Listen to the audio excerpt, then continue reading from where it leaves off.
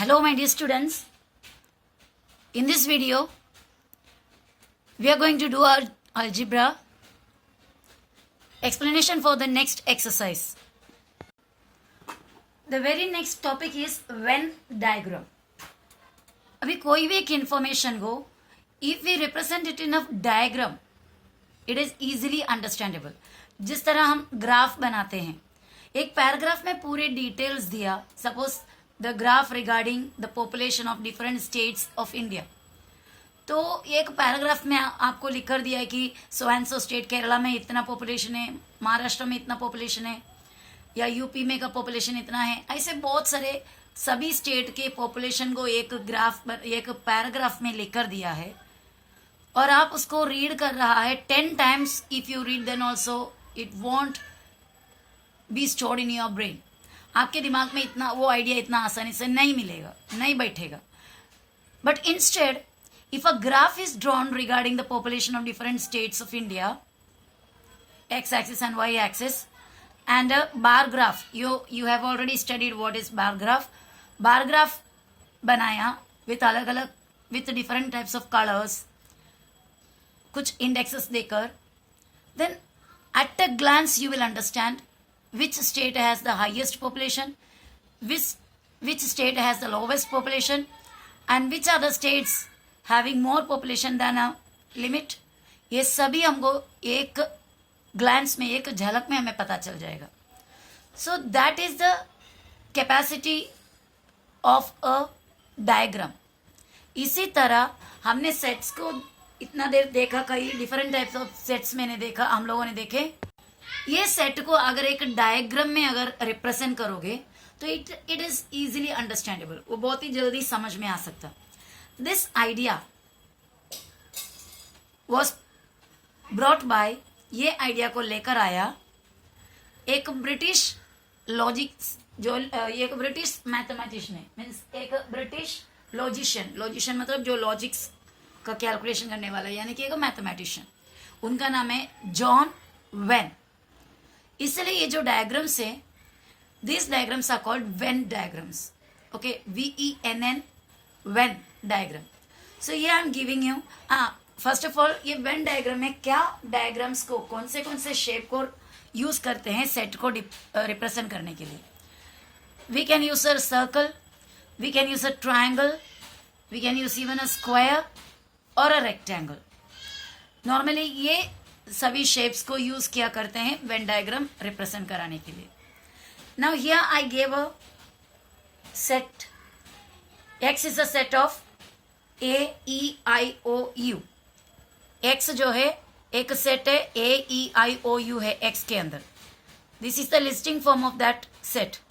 Now, if it is written in a Venn diagram, if it is represented in a Venn diagram, I have drawn a rectangle here. एक rectangle बनाना है, but use a pencil only. Not only for writing, but also for fill in the box also. तो ये Venn diagram बनाया, एक box बनाए और इधर उसका नाम दे दिया X कैपिटल लेटर में, and inside that giving small dots you can fill all the elements of this set. A here, E, I, O, U. Anywhere in this set you can represent the elements. वो set के अंदर कहीं भी आप represent कर सकते हो elements को. तो ये हुआ set X का Venn diagram. Now I have given you Y is a set of 2, 4, 6, 8. 2, 4, 6, 8. इसको भी हम नीचे दिया हुआ Venn diagram, मैंने उधर एक सर्कल बनाया है, उसके अंदर डाल सकते हैं. ये तो पहले ये सेट का नाम लिख देना Y. You can put here also just outside. Just outside means very near to this circle. बाहर भी डाल सकते हो. 2 I have put here. 4, 6, 8. सो इस तरह ये डायग्राम, ये सेट को भी वेन डायग्राम में रिप्रेजेंट किया. Okay, that is all about Venn diagram. Now the next topic is subset. The definition of subset is given here. If every element of set B is present in set A, then it is said that B is a subset of A. Every element of set B is present in set ए। दो set है, एक ए है एक B है। अगर set B के अंदर के सभी एलिमेंट सेट ए में आपको दिखाई देते हैं, then B is a subset of A, ऐसा कहा जाएगा। B is a subset of A. इसको इस तरह डिनोट करते हैं, इट इज डिनोटेड बाय या इट इज रिटन बाय, इसको लिखते हैं B is a subset of A. इसको पढ़ते हैं इज अ सबसेट ऑफ, उल्टा सी को थोड़ा सा लंबा करके नीचे एक छोटा सा line, subset of B is a subset of A. यहां पर एक सेट दिया मैंने A is a set of 1 2 3 4 5 6 7 8 up till 10, और B is a set in which 0 5 and 10 are the elements. अब मुझे आप बताइए, बी के अंदर का सभी एलिमेंट ए में है? नहीं है। बी के अंदर के सभी एलिमेंट ए में नहीं है, क्योंकि 0 ए में नहीं है। तो B is here, B is not a subset of A. यहां पर बी जो है ए का सबसेट नहीं है। तो मैंने यहां पर दूसरा एक सेट लिखा, सी इज अ सेट ऑफ 2 4 6। अब ये सी का बताइए, सी ए का सबसेट है क्या? सी में 2 है, ए में भी है। सी में 4 है, ए में भी है। इधर डॉट डॉट्स मतलब इधर 4 5 6 पूरे हैं। सी में 6 है, ए में भी 6 है। तो सी के सभी एलिमेंट्स ए में है। So here we can write C is a subset of A. C is a subset of A. अभी इसको मैं ये वेन डायग्राम में रिप्रेजेंट करने जा रहा है। जो ऊपर दिया हुआ अलग एग्जाम्पल है, जो डेफिनेशन में, यहां पर मेरा एग्जाम्पल स्टार्ट हो रहा है। तो ये सेट यहां पर दिया, सेट बी यहां पर दिए। बी सेट ए का सबसेट नहीं है, क्योंकि सब एलिमेंट नहीं है ए में। पर सी जो सेट है उसके अंदर का सभी एलिमेंट ए में है, इसलिए C is a subset of A. Now I am going to represent this A and C. B is not a subset, I can not represent in this. Subset को किस तरह रिप्रेजेंट करते हैं, कौन सा बनाने जा रहा है? C is a subset of A. C is a subset of A यहां पर बनाने जा रहा है। तो अंदर जो छोटे हैं, ये दोनों में छोटा कौन है? ए और सी में छोटा कौन है? कम एलिमेंट किस में है? सी में। तो कम एलिमेंट वाला अंदर के डायग्राम में आएगा। ये कौन सा? सी। ये सेट का नाम हुआ, उसमें है 2 4 6, 2 4 और 6, वो सी के अंदर है। ए में बाकी क्या बचा? ये ए सेट है समझो। 1 बचा है, 2 यहां पे अंदर आया, 3 4 अंदर आया, 5 6 अंदर आया, 7 8 9 10, इस तरह लिखा। अब आपको पता है ये जो ए का पूरा बॉक्स है, ये रेक्टेंगल पूरे ए का है। वो रेक्टेंगल के अंदर जो कुछ भी आया वो पूरा ए में है। यानी रेक्टेंगल के अंदर 1 आया, 2 3 4 5 6 7 8 9 10, ये सब कुछ आया। इनडायरेक्टली बोले तो रेक्टेंगल के अंदर सेट सी भी आया। तो दैट मीन्स सेट सी भी ए का एक हिस्सा है। तो इसका मतलब सबसेट का मतलब होता है इज अ पार्ट। सबसेट मतलब पार्ट हो गया। सी ए का एक पार्ट है। Set C is a part of set A. Then we can say that set C is a subset of A. तो सबसेट का इनडायरेक्टली एक वर्ड मिल गया हमें, क्या है? पार्ट, एक हिस्सा। सी ए का हिस्सा है, इसलिए C is a subset of A. Okay, if you understood this, then we will go to the note for subsets. यहां जो नोट दिया हुआ है आप ध्यान से देखिए। Every set is a subset of itself. हर एक सेट खुद का सबसेट है। ये कैसे देख लेते हैं। एक्चुअली एक इलॉजिकल स्टेटमेंट है, क्योंकि इसका कोई एक्सप्लेनेशन पॉसिबल होता नहीं है, फिर भी देखते हैं।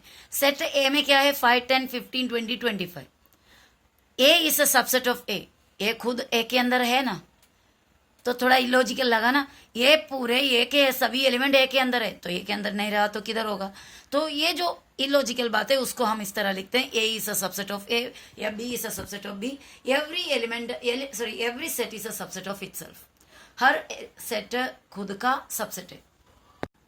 सेकेंड पॉइंट दिया हुआ है, an empty set is a subset of every set. An empty set is a subset of every set. कोई भी एम्प्टी सेट में कुछ भी नहीं होता है। एम्प्टी सेट के अंदर एक भी एलिमेंट नहीं होता। हर एक एम्प्टी सेट को भी हर एक सेट का सबसेट मानते हैं। यहाँ पर मैंने ये लिखा सेट ए 5, 10, 15, 20, 25।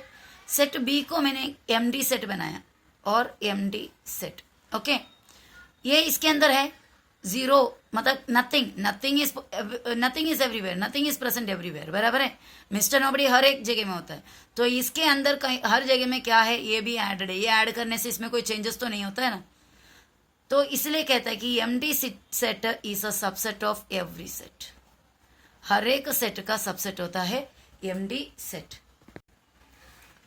नेक्स्ट पॉइंट दिया हुआ है, if A is equal to B, अगर ए और बी दो एलिमेंट एकदम पूरे सेम ही है, सारे के सारे एलिमेंट दोनों के सेम है, तो दोनों सेट्स इक्वल हो गया। ए और बी इक्वल सेट्स है, तो A is a subset of B and B is a subset of A. यहां मैंने दो सेट आपको दिया है, एक ए और एक बी।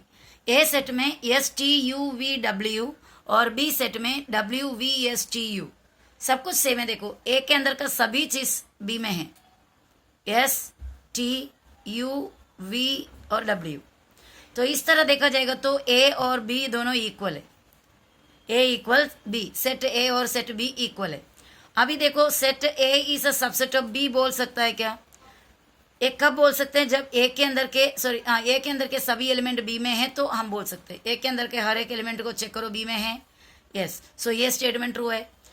और B is a subset of A, इसका मतलब होता है कि बी के अंदर के हर एक चीज ए में है क्या, डब्ल्यू वी सब में है। तो दो सेट अगर इक्वल है तो दोनों को एक दूसरे का सबसेट कहा जा सकता है। दो सेट अगर इक्वल सेट से दोनों को या एक दूसरे का सबसेट मानता है या सबसेट कहा जा सकता है। और एक फोर्थ पॉइंट दिया हुआ इसी का ही उल्टा है, अगर A is a subset of B and B is a subset of A, दोनों एक दूसरे का सबसेट है तो जरूर A is equal to B रहेगा। अभी नेक्स्ट कॉन्सेप्ट है universal set. Universal set. If all the considered sets are the subsets of a specific set, then that specific set is the universal set. If all the considered sets, अगर आपके पास आपने consider किया हुआ 3-4 set है या 5-6 set है, तो ये सभी सेट्स अगर कोई एक स्पेशल सेट का सबसेट है तो वो जो स्पेशल सेट है, जो स्पेसिफिक सेट है, उसको यूनिवर्सल सेट कहते हैं। सेंटेंस रीड करके, डेफिनेशन रीड करके थोड़ा कॉम्प्लिकेटेड लगता होगा, लेकिन it is nothing but a bigger set या the biggest set of which all the given sets are subsets. I will give you an example. Okay, before giving you the example, let me tell you that how the universal set is denoted, या कैसा universal set को हम लिखते हैं। It is represented by या denoted by the capital letter U.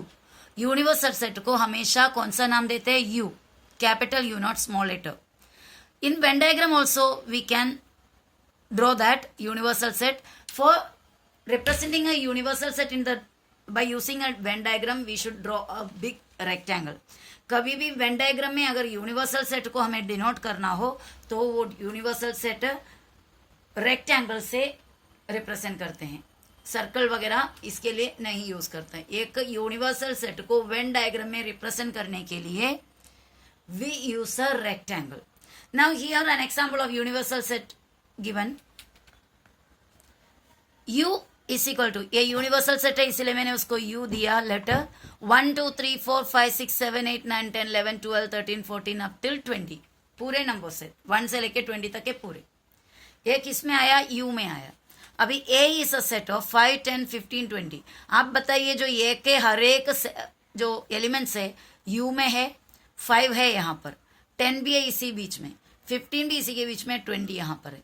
तो जितने भी A के एलिमेंट्स थे सभी U का एलिमेंट्स है, यानी हम इस तरह लिख सकते हैं उसको कि A is a subset of U, बराबर। अब नेक्स्ट सेट को देखिए B। In that set we have elements 3, 6, 9, 12, 15, 18. All these elements are present in this universal set, yeah, in the set of U. 3 is here, 6, 9, all these numbers are between 1 and 20. So that set also is a subset of U. So here we can write B is a subset of U. Again, we are considering the set C, 4, 5, 6, 7. all these elements of C are present in the set U. So here we can write C is a subset of U. So in this case, all the given sets A, B, C, all the given sets are subsets of U. दिया हुआ सभी sets U का subset है, U का हिस्सा है, U का part है. Then we can say that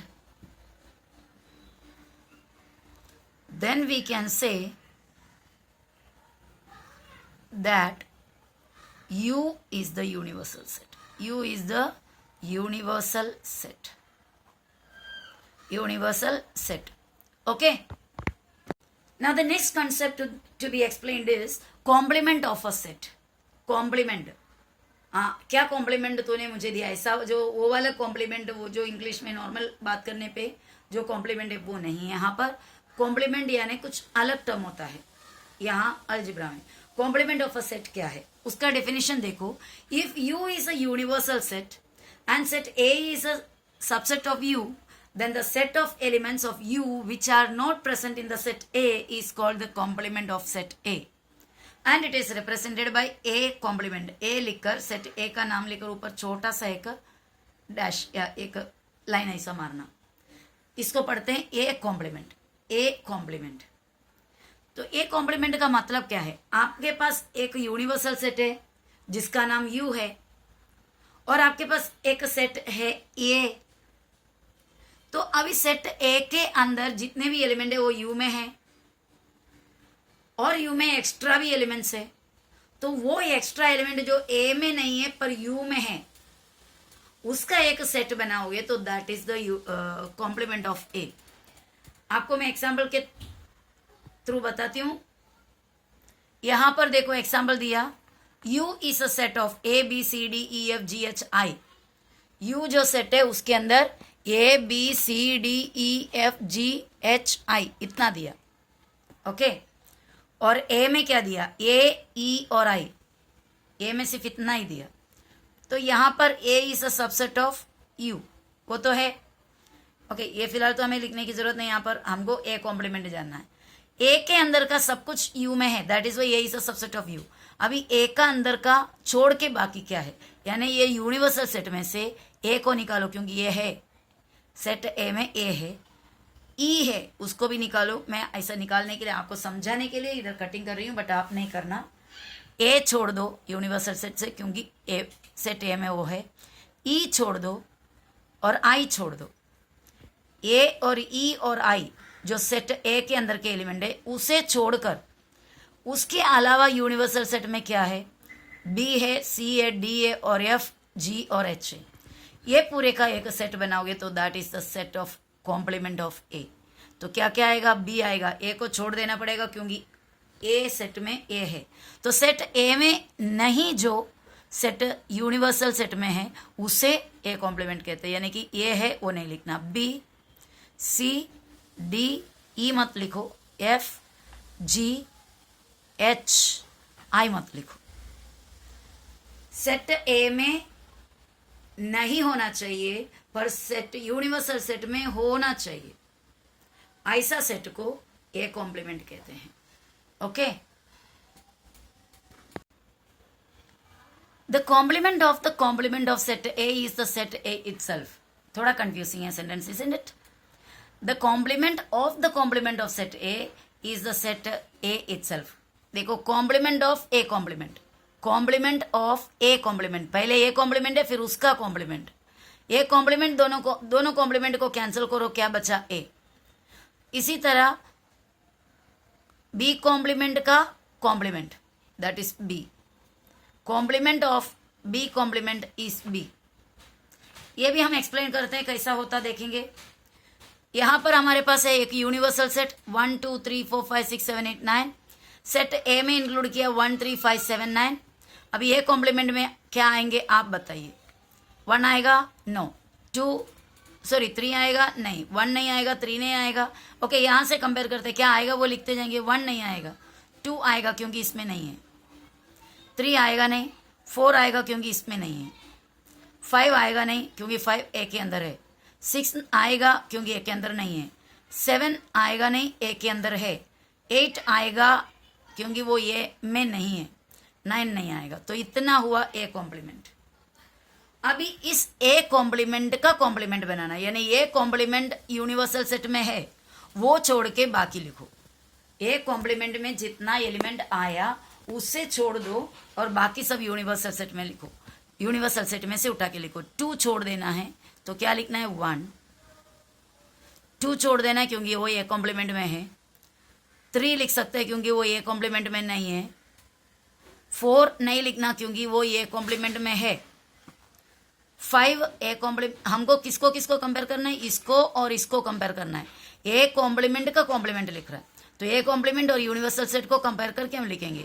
जो ए कॉम्प्लीमेंट में वो नहीं लिखेगा, सिर्फ यूनिवर्सल सेट में है और ए कॉम्प्लीमेंट में नहीं है वो लिखेगा। तो नेक्स्ट 4 है, 4 इधर है नहीं लिखो। 5 नहीं है लिखो। 6 है मत लिखो। 7 नहीं है लिखो। 8 है लिखो मत। 9 है नहीं है वो लिख सकते हैं। तो ये कॉम्प्लीमेंट का कॉम्प्लीमेंट मिला, ए कॉम्प्लीमेंट का कॉम्प्लीमेंट मिला।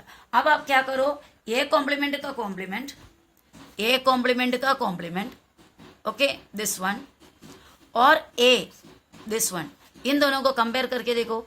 ये ए कॉम्प्लीमेंट का कॉम्प्लीमेंट है और ये है, कंपेयर करो। 1 3 5 7 9। इसलिए तो कहता कि ए कॉम्प्लीमेंट का complement is A itself. Okay got it. Again यहाँ पर कुछ नोट्स दिया हुआ है related to complement of an element, complement of a set. The first point is there is no common element in the sets A and A complement. 2 set है आपके पास, ए भी है और ए कॉम्प्लीमेंट भी है, उन दोनों में कोई कॉमन एलिमेंट नहीं है, यानी कोई सेम एलिमेंट नहीं है। लेट अस सी ए और ए कॉम्प्लीमेंट को। ये हमारा ए गिवन एग्जाम्पल के अंदर का ए है और ये गिवन एग्जाम्पल के अंदर का ए कॉम्प्लीमेंट है। ये और ए कॉम्प्लीमेंट को कंपेयर करो, कोई भी सेम है क्या, कॉमन है क्या? 1 नहीं, 3 नहीं, 5 नहीं, 7 नहीं, 9 नहीं, ये कोई भी सेम नहीं है। यही तो अभी कहा था, ए और ए कॉम्प्लीमेंट 2 सेट है तो दोनों में कोई भी एलिमेंट कॉमन नहीं होगा, टोटली डिफरेंट एलिमेंट्स होगा। A is a subset of U, A complement also is a subset of U. A U का यूनिवर्सल सेट का हिस्सा है, ए कॉम्प्लीमेंट भी यूनिवर्सल सेट का हिस्सा है। Okay, the complement of the universal set is an empty set. Complement of universal set, चलो देखते हैं कॉम्प्लीमेंट ऑफ यूनिवर्सल सेट बनाकर। वही एग्जाम्पल पे जाते हैं। ये यूनिवर्सल सेट है आपका, ये वाला, इसका कॉम्प्लीमेंट बनाओ, यू कॉम्प्लीमेंट बनाओ। कैसा बनेंगे? जो यू में नहीं है वो होना चाहिए। यू में नहीं है ऐसा क्या है? कुछ भी नहीं, तो वो सेट क्या होगा? एम्प्टी सेट होगा। तो यूनिवर्सल सेट का कोई कॉम्प्लीमेंट होता नहीं, या कॉम्प्लीमेंट होता है तो it's an empty set. Complement of universal set is an empty set. The complement of an empty set is a universal set. Complement of empty set उल्टा क्या होगा? यूनिवर्सल सेट खुद होगा। चलो वो पॉइंट को हम इधर क्लियर कर लेते हैं। ये यूनिवर्सल सेट है, मैंने 1 2 3 4 5 तक ही लिखा, बस ज्यादा नहीं चाहिए। ओके, इसका इसका कॉम्प्लीमेंट बनाओ, यू कॉम्प्लीमेंट। इसमें होना नहीं चाहिए वैसा, ऐसा कोई भी नहीं है, हमको तो इसी के साथ कंपेयर करना है। इसके अंदर नहीं है ऐसा कौन है? सिर्फ एम्प्टी सेट है, दैट इज दिस। अभी एम्प्टी सेट का कॉम्प्लीमेंट बनाओ। एम्प्टी सेट यानी नथिंग, इसमें से नथिंग हटाओ तो कुछ भी नहीं हटाओ, नथिंग हटाओ मतलब कुछ भी नहीं हटाओ, तो बाकी क्या बचा? पूरे के पूरे यूनिवर्सल सेट बचा। तो यूनिवर्सल सेट का कॉम्प्लीमेंट एम्प्टी सेट होता है, एम्प्टी सेट का कॉम्प्लीमेंट यूनिवर्सल सेट होता है। So my dear students, this was all about the explanation given before the next practice set. Hope you understood everything. Please note it down and study well. Try to understand it well. Bye.